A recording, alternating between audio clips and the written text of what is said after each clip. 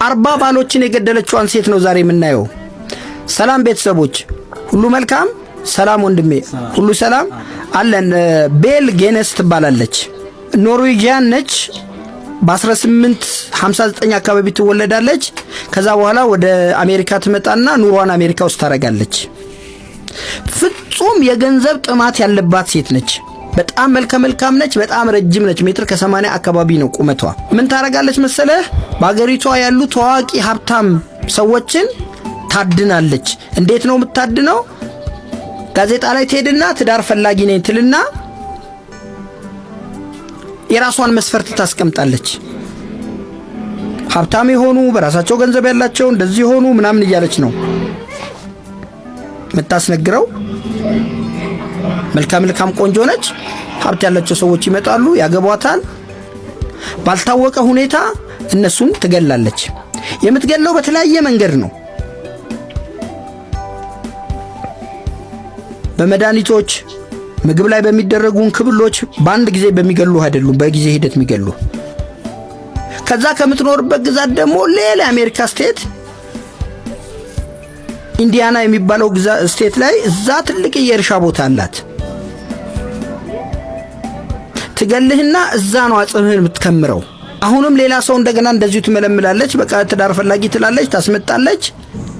ሀብትህን፣ ኢንሹራንስህን ምናምን ወደ ራስ ካዞረች በኋላ ትገልሃለች። እንደዛ ያደረገች እስከ 1908 ድረስ በዚህ ሁኔታ ውስጥ ትቀጥላለች። 1908 ላይ እዛ ኢንዲያና የሚባለው ግዛቷ ላይ እሳት ይነሳና ቤት ውስጥ 3 ሰዎች ይሞታሉ። 2 ልጆቿ ናቸው፣ አንድ እሷ ነች። ከሞተች በኋላ በቃ እሷ ልጅ ተባለ። እርሻው ምናምን ነገር እንትን ሲባል ከ40 በላይ የወንድ ራስ ቅሎችና ሌሎች አጽሞች ይገኛሉ። ኦኬ በቃ እሷ ከቃጠሎ ውስጥ አብራ ተቃጥላ ሞታለች ይባልና ወደ ፎረንሲክ ሲወስዱት ግን እሷ ሜትር ከ80 ነች ቁመቷ። የ2 ልጆቿ ናቸው። 3ኛው ግን የተገኘው አጭር ሰው ነው፣ እሷ አይደለችም ጭራሽ። ከዛ በኋላ የእሷ ጉዳይ ሚስጥር ሆነ ቀሩ። በዓለም ላይ ብዙ ሚስጥር የሆኑ ጉዳዮች የሚባሉ አሉ፣ አሟሟቶች። ከዛ ውስጥ አንዱ የዚህ ሴት ታሪክ ነው፣ የቤል ታሪክ ነው። የት ትግባ የት ትውጣ አይታወቅም። ግን እሷ የሞተችው እሷ እንዳልሆነች ተረጋግጧል።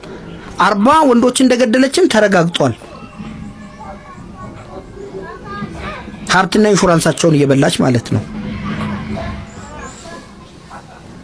የመጨረሻ በደም የጨቀየች ሴት ነች። ግን ጉዳዩ መጨረሻው በሞት በእንደዚህ አክቹአሊ ስቲል ነው። አትኖርም፣ ልትኖር አትችልም። ግን በቃ ሚስጥር እንደሆነ ያው ወደ ጉድጓድ ወረደች ማለት ነው። እስቲ በቅርቡ ደግሞ ስለ ኢራኗ ሴትዮ እንሰራለን። አሁን በቅርብ ፍርድ ላይ ያለች ሴትዮ አለች አይደል? ተመሳሳይ ታሪክ ነው። እሱንም እናያለን። እንደሚመቻችሁ ተስፋ አደርጋለሁ። አመሰግናለሁ። እንደዚህ አይነት ታሪክ የደገመው ቅርብ ሰው አለ? ኧረ እሱንም ማየት እፈልጋለሁ እኔ።